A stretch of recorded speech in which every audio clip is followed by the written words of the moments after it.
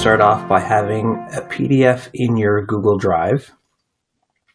You're going to right-click on that PDF, then select Open with Read&Write for Google Chrome. You will now have to install the TextHelp PDF Reader by clicking on Install, Add Extension, and just wait for it to download.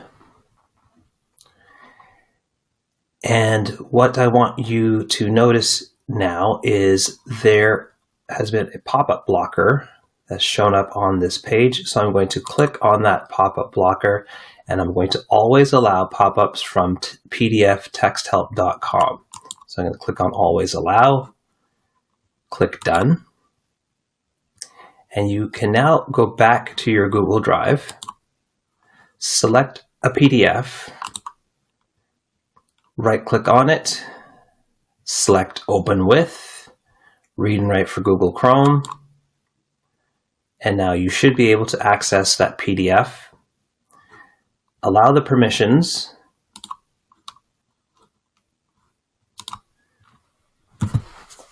and this PDF is now viewable, and you will also have access to the Read&Write for Google Chrome features, enabling you to read, Drive is designed to simplify the way you work.